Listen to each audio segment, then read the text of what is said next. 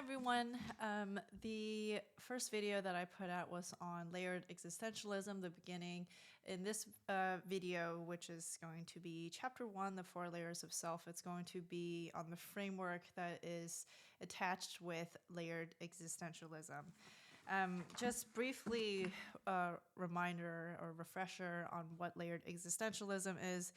It's where human reality is not a single thing. It is an interplay of biology, meaning-making, autopilot behavior, and deliberate self-awareness, unfolding inside a universe that is very much indifferent to all of this. That is the definition for layered existentialism, but to cut to the chase, let's explore a little bit more about what the 4 layers of self framework is. As my other posts have mentioned, or my other video has mentioned, I am reading the work that I have written on Substack. Feel free to go and browse and read if you would like to, but this is going to be a read version, and perhaps there will be some notes and comments that I add along if it seems like it fits. So let's begin. So the 4 layers of self framework through via layered existentialism. Human behavior does not come from just one place. It is not simply personality, trauma, biology, or mindset. It is an interaction and can oftentimes come up as a conflict between multiple layers, each with its own logic, its own limitations, and its own version of truth. We suffer when we confuse one layer with another. We heal when we understand the layer we are living in, and we grow when we move between layers with awareness rather than instinct. With that being said, I am not saying to never follow instincts, not my intention at all. It's just to clarify. The 4 layers of self framework. Layer 1 is autopilot, which is our reactive self. Layer 2 is biology, the nervous self. Layer 3 is meaning-making, which is our narrative self. Layer 4 is deliberate self-awareness, which is our reflective self. And each layer interprets reality differently. Each layer influences the others, and each layer can dominate our behavior. And each layer has its own dualities of benefits and distortions, and I will briefly mention them. With that being said, let's dive on in. So the first layer is not conscious. We are on autopilot, so you can think of our day-to-day routines, such as like eating, driving, responding, reacting, arguing, hopefully not too much, soothing, performing, and we do many of this without awareness. And again, a lot of our daily life happens here. So autopilot is the version of us that moves without thinking. It is fast, unconscious, emotionally biased, repetitive, and shaped by upbringing, culture, and past experience. The duality of autopilot is that the pros is that it frees up mental energy, and the distortion is that it blinds us to ourselves. Autopilot is not bad. It is simply unconscious. And it runs our life until something forces us into awareness, whether it be pain, crisis, novelty, or deliberate practice. Layer 2 is biology, which is the nervous system self. And this is the layer that is beneath autopilot. And it is older than language, older than culture, older than identity. Layer 2 is the nervous system, physiology, hormones, sensory processing, inherited temperament, biological biases, and it reacts before we think. And it interprets the world through things such as danger signals, social cues, limbic responses, pain and pleasure, fight, flight, freeze, or fawn, and states of regulation and dysregulation. So every once in a while, for example, I go through whatever it is, and I'm like, that feels a little bit off. That is the layer 2 that is speaking. So the duality of biology is that the pros is that it keeps us very much alive. The distortion is that it often misreads modern life as a threat. Our nervous system evolved for survival in ancient environments, and we now live in a world of notifications, overstimulation, comparison, expectation, and constant social evaluation. And our biology is just trying to protect us in a world that is mismatched in intensity, in frequency, and ambiguity. The interaction between layers 1 and 2 is the human default. Humans live almost entirely between layer 1, which is our autopilot, and layer 2, which is our biology. And this means that there is a lot of reactions and not choices, habits, not reflections, triggered states, not understanding, emotional storms, not clarity, pattern repetition, and not growth. And layer 3 and layer 4 do exist, but they are not the default state. Layer 1 and 2 is the unexamined life. Our layer 3 is the meaning making, which is the narrative self. This is where we construct the story of our lives. This layer includes memory, which, yes, it originates in the biological encoding, but it is reshaped here. Identity, belief, interpretation, self-concept, worldview, culture, things such as language and imagination. Again, this one is rooted in biology, but it flourishes here in the meaning-making layer, and things such as hope. Layer 3 is where we have the questions and perhaps answers such as, what does all of this mean? Who am I? What do I value? Why did that happen? What is my purpose? What is the meaning of suffering? What is the meaning of love?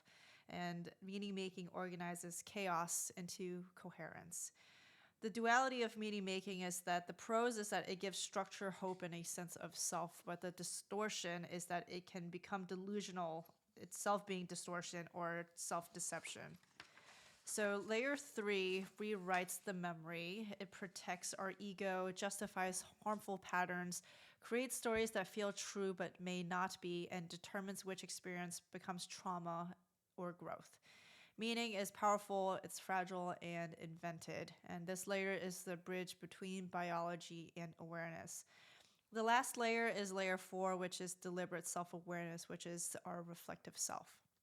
Layer 4 is the layer we rarely visit. It is the part of us that steps back and sees the layers instead of being dominated by them. I do want to clarify that layer 4 is not enlightenment, perfection, or emotional detachment. Layer 4 is the quiet witness, the observer that sees our thoughts, the ability to question our narratives, and the awareness of our biology, the recognition of our conditioning, intentionality, reflection, and consciousness with perspective.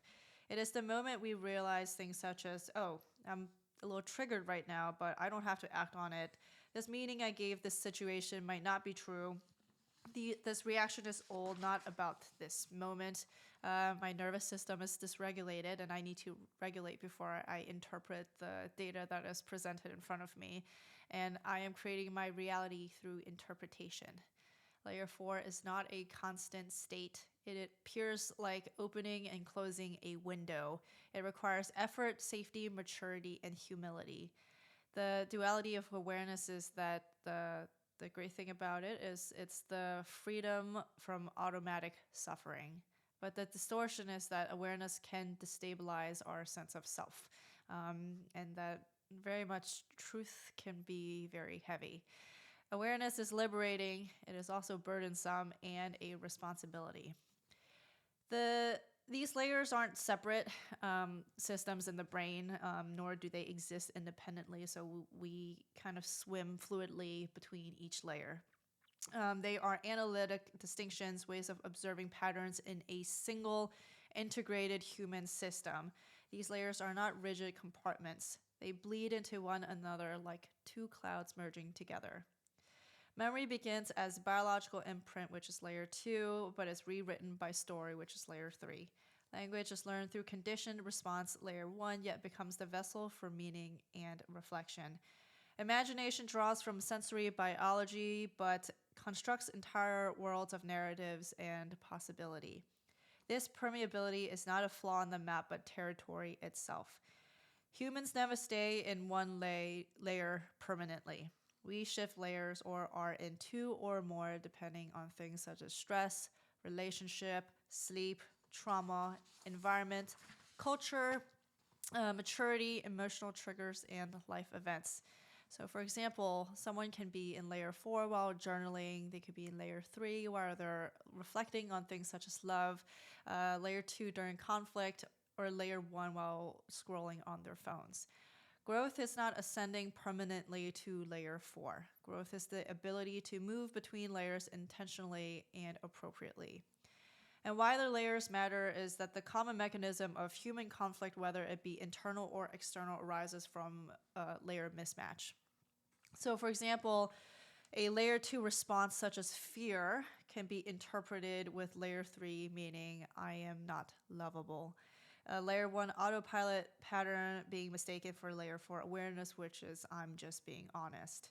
A layer 3 existential crisis being treated like a layer 2 biological issue, a layer 2 stress response being moralized at layer 3, and a layer 3 narrative trying to override layer 2 trauma imprint. The 4 layers offers a way to see why we suffer and where we can intervene.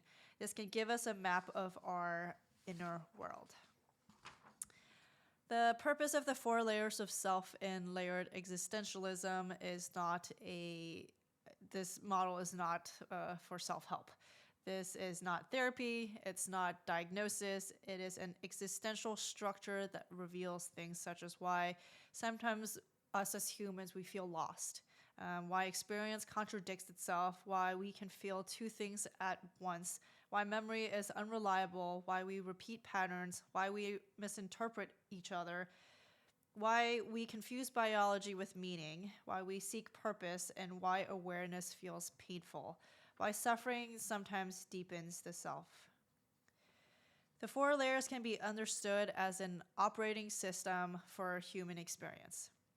And layered existentialism is the philosophy that explains how these layers create subjective reality, identity, suffering, meaning, and the possibility of awareness. So together, this forms an integrated worldview. For my next video, and well, the writing is already out on Substack, so please feel free to go ahead and read it if you choose to do so. But with the next video, we are going to explore the limits and boundaries that shape these layers, and it's called The Constraints of Human Nature. If any of this resonates or unsettles you, please feel free to let me know via dropping a comment or sharing which layer that you might be on these few days or this past week as we're into a new year. And if you would like to get in touch with me directly, please feel free to email me. I'm pretty sure it's somewhere in the description, but it is thefourthlayer@gmail.com, FOURTHLAYERR. There's 2 R's. If you would like to just get in contact with me directly, I will read all my emails and respond to everyone. And as always, thank you so much for being here. Again, this is for all of us to explore this together. I'm very interested to hear what some of your comments and feedbacks are. With that being said, onward and upward, my friends. I'll see you next time.